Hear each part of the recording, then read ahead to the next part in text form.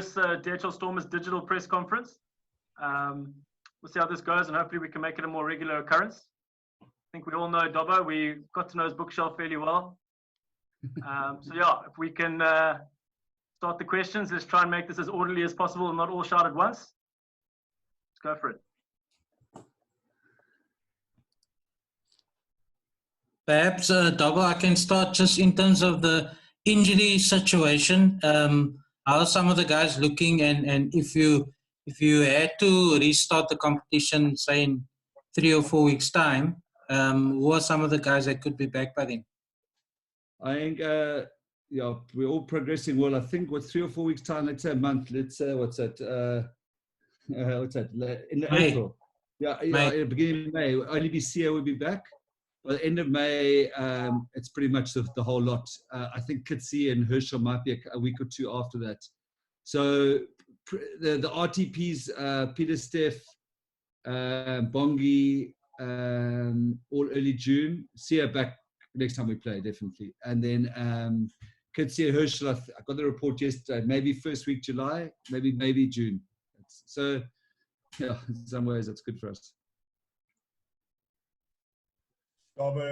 Realistically, what are the expectations here? I mean, 3 weeks, 4 weeks seems quite optimistic at this stage. It's obviously impossible to know and I guess to plan. But at what point do you get to where you actually need a bit of a little mini preseason to get going again? I think that what the people are saying is that we need a 3 week notice period. I guess if you run this remote program properly, Lloyd, you could probably get away with 2 weeks, but you can't guarantee the quality of these remote I can't speak to other franchises. So I think the common, when we chatted at SA Rugby a few weeks ago, was 3 weeks. So Jeepers, the soonest we could be playing is what, 5 weeks? Again, my calendar's wrong here, but 5 weeks. That's what, that middle of May would be the very earliest. And as you suggest, I think even that's trickier. So we're just living day by day.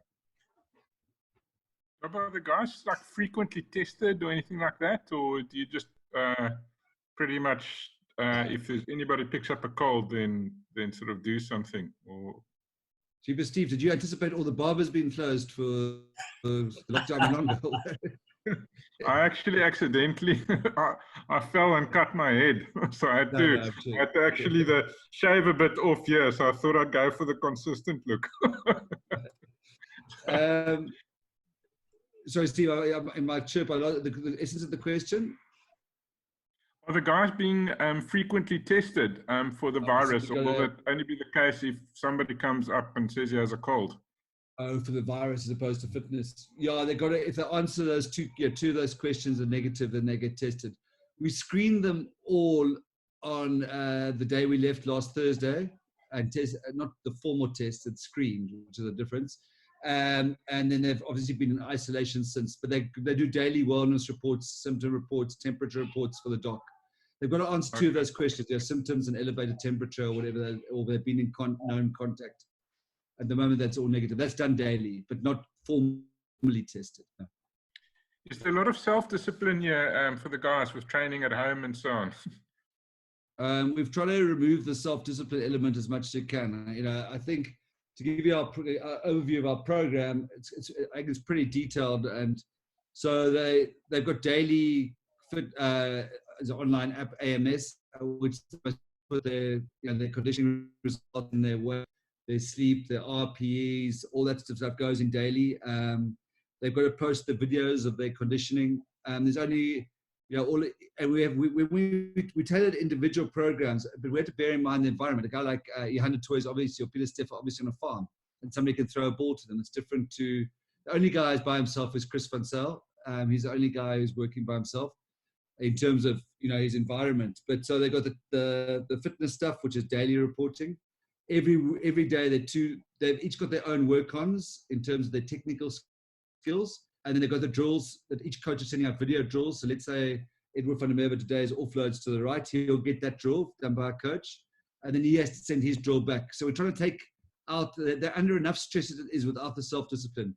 And then they've got technical products, that's weekly projects like Huddle, analyzing our game, their games, opposition games, trends in world rugby. And then the fourth thing is a bit of fun. They're divided into group, and each group, they're competing each other for post of the day, fitness drill of the day. So we try and take, I think, as I said, they're stressed enough, so try and take the self-discipline out. Of course, they could rubbish us, but we'll get, there are things like your body weight don't lie, so we're pretty happy with how we're going.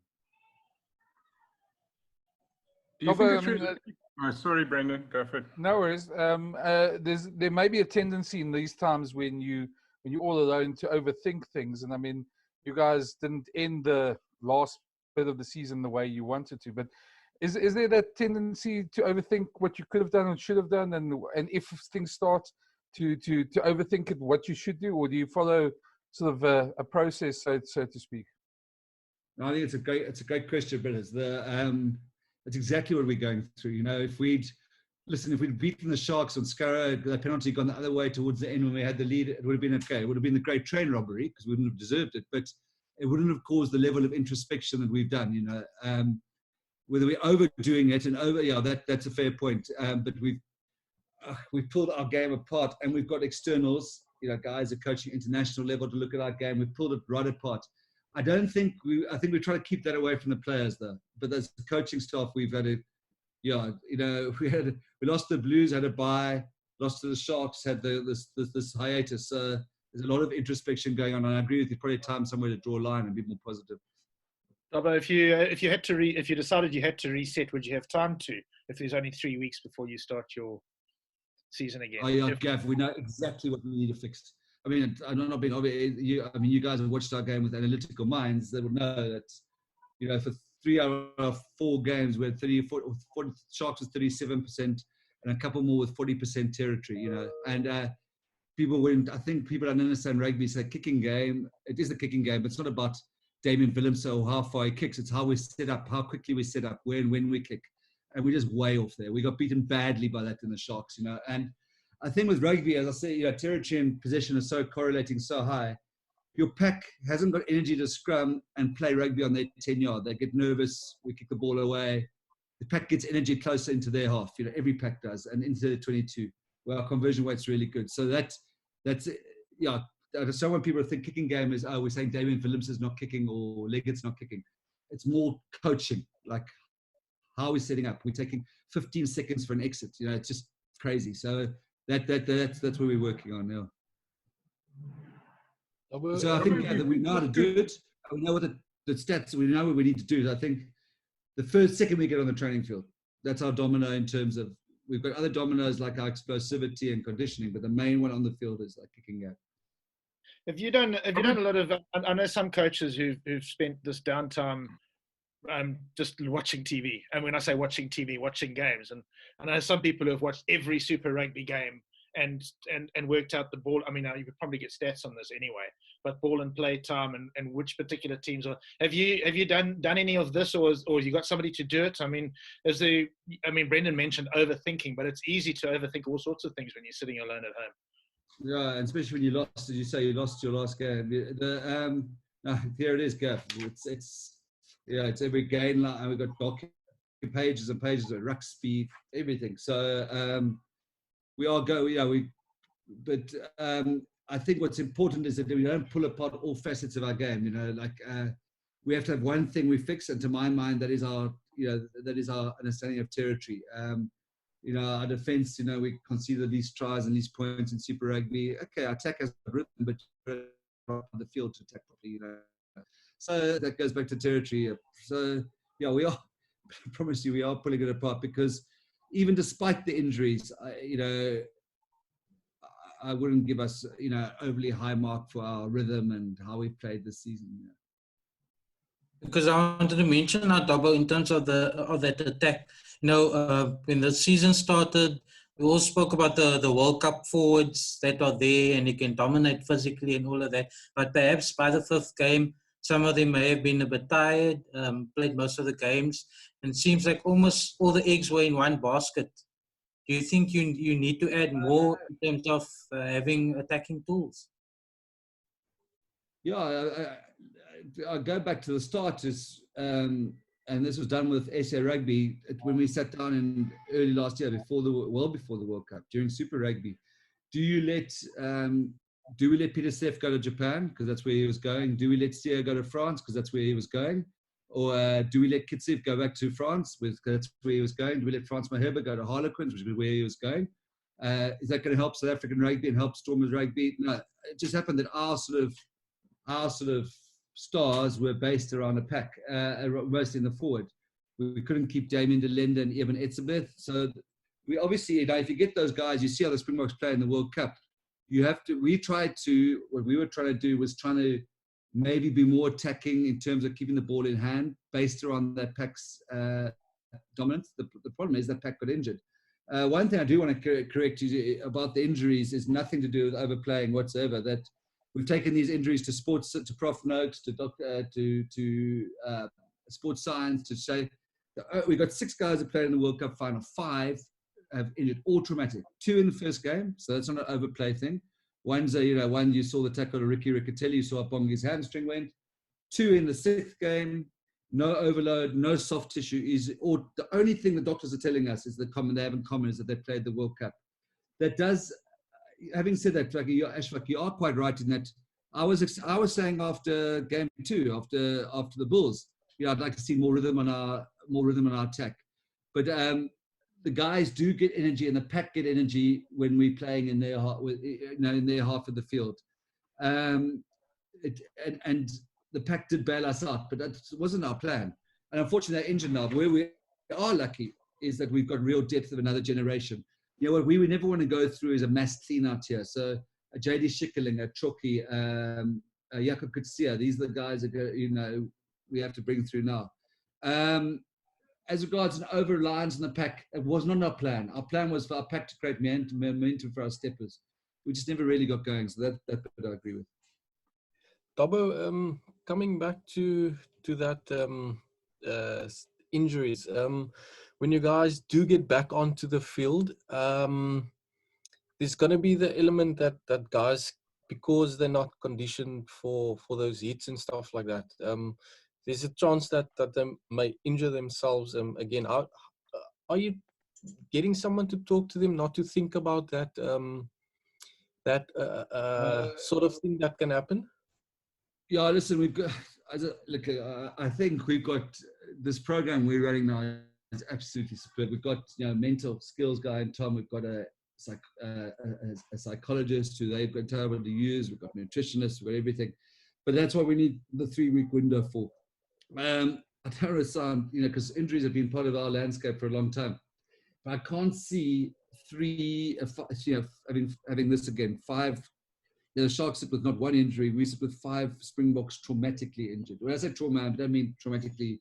I mean the medical trauma. They weren't, as I say, soft to wear and tear injuries. So our luck can't be that bad again. But you're right. That 3-week period is really, really important. And I think that's why, obviously, people want the lockdown to finish and a game to happen behind closed doors. But I think every franchise would be agreed that wouldn't be fair on the players.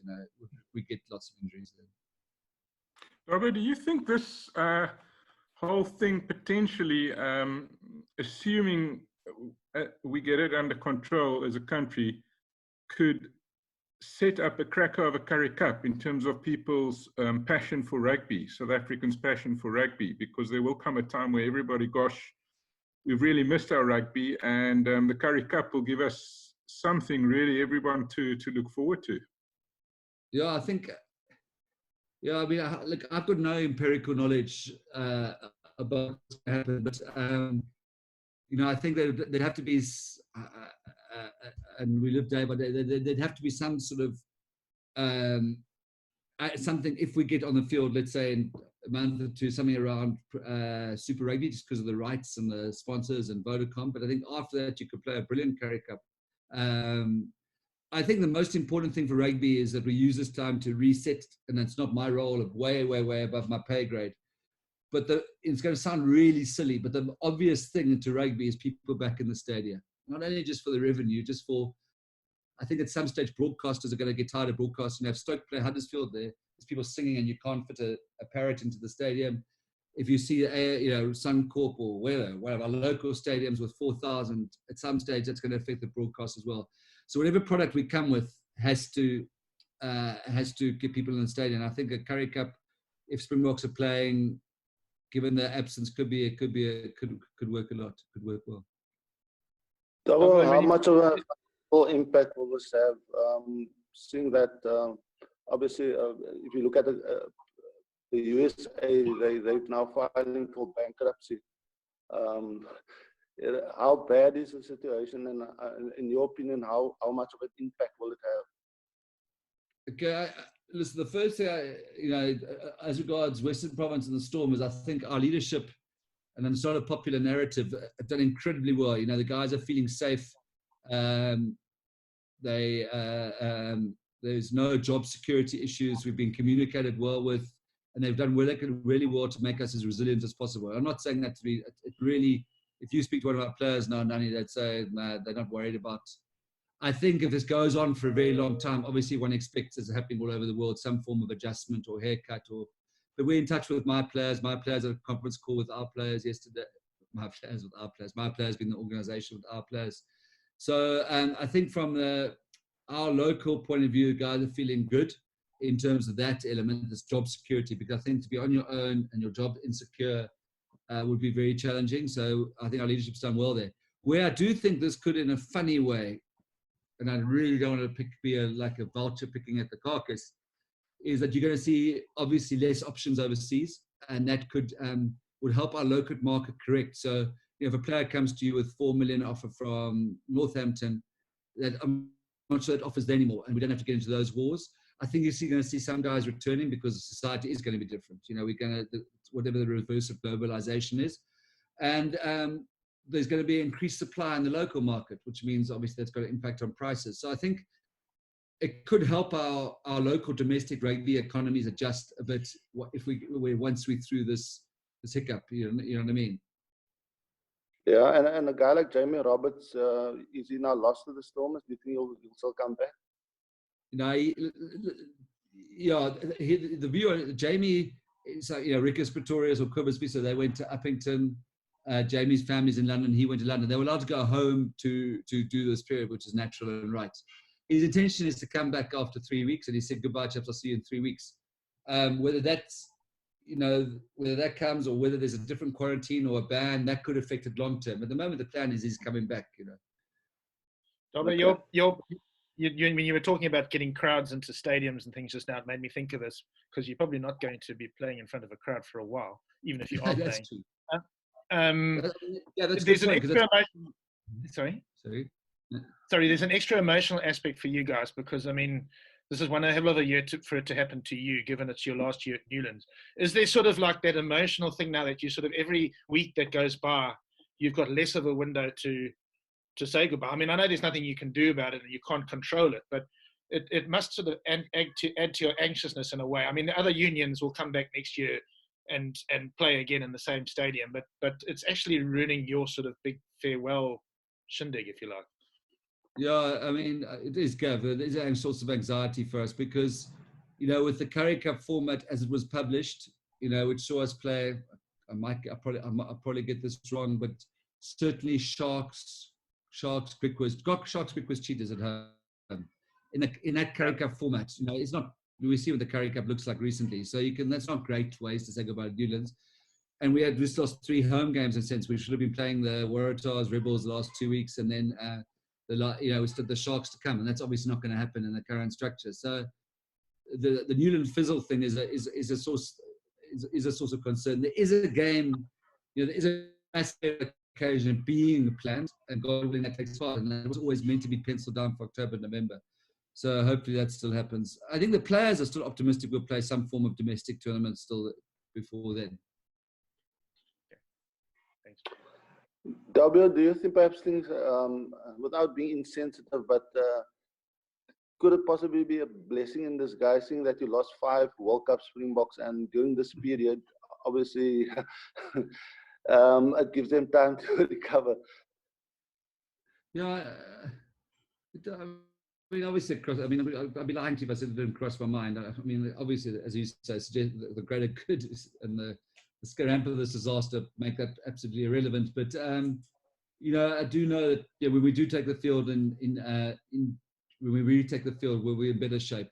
Physically, we took a knock over those leagues. When you lose 2 captains, when you lose 5 of the 6 guys who played in the World Cup final, you know, it does knock it. There's no question it knocks the team, you know. So, and I think, you know, if we got on a plane to Buenos Aires straight after that Sharks game, we would have been under a bit of pressure, you know, just by the virtue of those injuries. Morale was down. We'd lost the game. I mean, yeah, Jean-Luc wouldn't, even other guys like Jean-Luc, Chris Van Zyl wouldn't have been there. You know, it would have been tough. So it does give us a chance to regroup and fix our game if you're looking for a silver lining. Yeah. Am I correct in assuming that if the competition does resume, I mean, I know you guys must be getting some kind of feedback from SA Rugby, or I'd hope so anyway.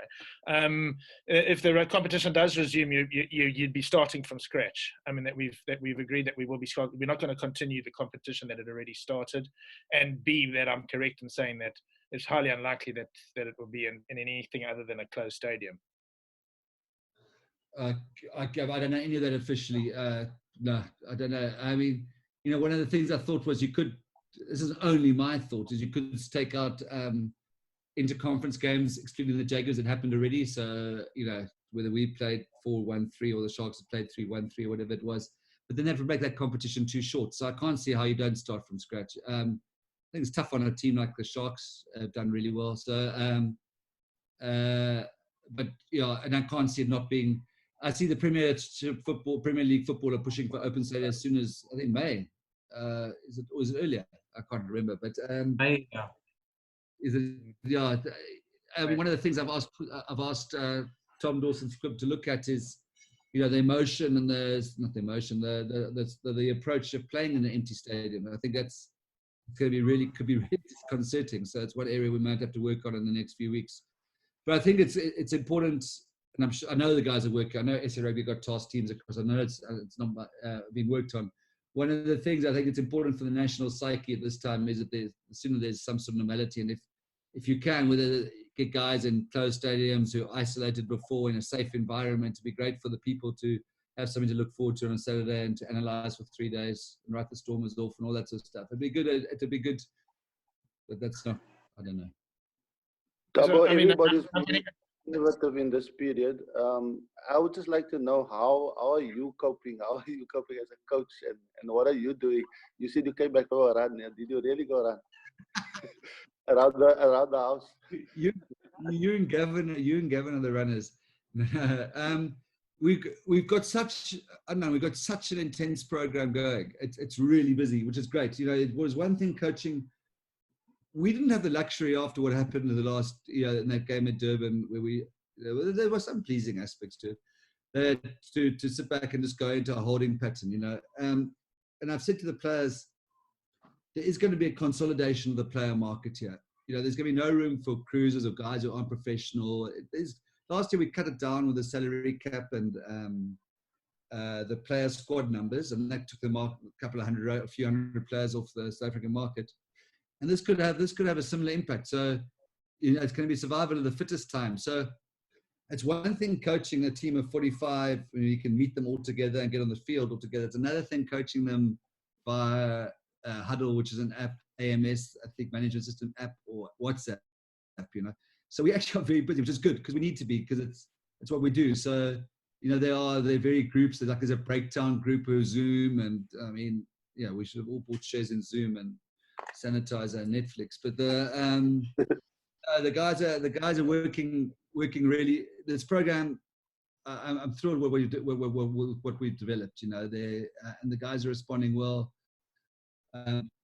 So we as coaches, we're working pretty hard. I must say, you know, I think the rugby players are quite primal beasts. They train and tuned to play rugby. And as coaches, obviously, that's what we want to do. So I think at some stage, the levels of frustration are going to rise. At the moment, we're okay. Albert, just to get into a bit of technical rugby, I know you've done a lot of analysing. Is Damian Willemse still a fly-off, or is he a fullback? Damian, I'm not going to tell you. I think what people are seeing with Damian is, so with his own admission, some poor penalty kicks for touch. And that's now equating to a bad game. If you look at his Super Rugby trend report, chatted to this about two guys who coach at international level, what they thought of Damian's game.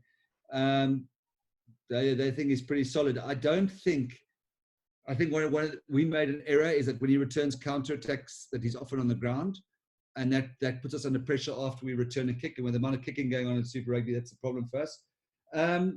I've spoken to Damon directly. Where does he want to play? He doesn't mind. I've spoken to the national coach, so that's not my role to impart that information. He'll still be in the frame he'll still be in the frame at Flav when we resume. Not saying every game or the whole game. Yeah. I mean, probably the bottom line is it's open. Yeah, Jean-Luc, lasted 19 minutes, broke 3 river. Yeah, he'll be back probably, but yeah, certainly if Jean-Luc's not there, Damon's definitely a 10. Okay. Speaking about giving guys a chance with the guys out, Jamie not here at the moment. Where are you sort of zooming into, like, give fringe guys maybe a run, guys like Edwill, who's shown what he can do in the past, guys on center and in the forwards as well? I mean, that was the weird thing. We didn't have one backline injury in 6 games. It was freakish, and also we have in our backs. So I'm saying we've got no Springboks, so other than Damon, but he was regarded the Springboks in various tiers, starting Bok, bench Bok, a squad member, and he joined that squad late, so he wasn't under any form of resting protocol. He wasn't overplayed in the World Cup or anything. So we sort of kept going. So we didn't create enough opportunities. There's no question the guys who I'll be looking to create opportunities for are both, as you say, Edwill definitely overdue. Zas as well. He's going really well in the thing, and I think he's a future. I don't know what Ciabella's plans are long term, but we know that Dylan's going to Harlequins at some stage. So Zas and Edwill have to be created opportunities. The guy, Rickus, is at 220 minutes, not fair really chasing a game. So he's another guy, but the guy has been sensational playing for Western Province and looks, and they've only played SVD and Boyland a couple of times in a club team. Is Dan Duplessis. He's now got 4 games under the belt. And we all know Dan, if he stays fit, that's a Springbok. No question. One of the best centers in the country. So I have to give him an opportunity. In the forwards, it's happened itself. There's a loose head called Leon Lyons. People gave us a hard time about those last 2 scrums. Poor Quenzo, we put him on when Stephen tore his pick. They kept their starting front row, and I felt a bit for Quenzo because Leon Lyons was unavailable, Ali Mark was unavailable. So for the number 4 loose head to be thrown into that was tough. But he's a guy with a big future. But Leon Lyons is a loose head you guys are going to enjoy. Ali will be back. Then Yaku and Choki, JD. I think Saman, if you look at his stats, has been absolutely, only with respect to and even more analysis in the last week, seen how Saman is playing. He's actually that is really exciting. So, and then there's a guy called David Miazen as well, who's a young lock who's been playing with varsity. 2.08, 124 kilos. So I think probably as regards the forwards, we could take 5 World Cup Springboks out and still, I'd still back us in any battle, even without those guys in the pack. But I do need to create more opportunities in the backs. The forwards are sort of creating opportunities themselves. Although you mentioned Dan 12 or 13. Sorry, Dan Duplessis, is he, in your view, an inside or an outside centre? I always viewed him as inside. I spoke to him about 2 or 3 weeks ago, and he's also happy at 13. He can do both. His history, his injury record is so poor. You get nervous every time watching him. You don't want to watch him live. You just want to watch it afterwards because you're so scared. But yes, there's physical, skilled passing. That's a very, very special player. Probably at this stage, look at him at 13 because Ruan's played every game, and we also need to bring Rickus through. But he can do both. Dobbo, you mentioned Dylan just now and going to Harlequins, and obviously Wilco's supposed to be going off at the end of the season as well.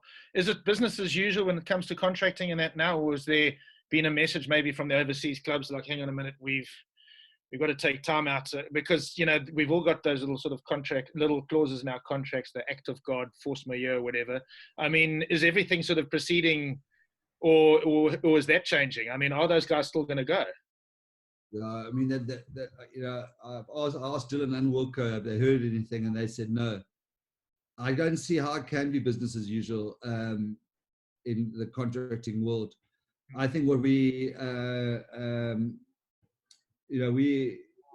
we being Western Province and how we work, we're generally focusing on retention. But I think, you know, anybody who trades, I'm saying anybody across any club around the world, anybody who trades now without revenue it's questionable practice. It's questionable corporate practice, whether it's regular. So I think there's a lot of uncertainty for those guys. We haven't had any official